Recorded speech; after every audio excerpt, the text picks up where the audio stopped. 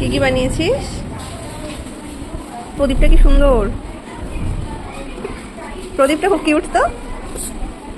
কে বানালো? প্রদীপটা প্রদীপটা আমি করেছি। আর প্রদীপ দানিটা? প্রদীপটা দিটা অঙ্কিতা। এটা স্কুলেই বানালি? হ্যাঁ বানিয়েছে এগুলো। তাই? হ্যাঁ এই এখানে তো সত্যিই ধূপকাঠি দেওয়া যাবে। হ্যাঁ এটা খুব ভালো। থালা, ছোট ছোট সলতা বানাতে হবে। ম্যাম বানিয়েছি। দারুণ ব্যাপার। এটা এটা আবার উড়ি বাবা, ধূপকাঠি সলতা সত্যিকারের জলে দেখা দেখি। ছিল কোনটা ছিল? দুটোই কোটা ছিল। থালাটা আমার কি ভালো লাগছে।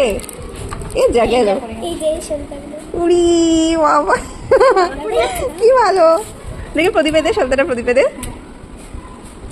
খেলনাপাতি দেখে আমারও খেলনাপাতি খেলতে ইচ্ছা হচ্ছে। দেখে উমা এটা কিভাবে সম্ভব? এটা কেটে দিয়েছিস না? বড় ধূপকাঠি, বড় ধূপকাঠি কেটে দিয়েছে। কি ভালো।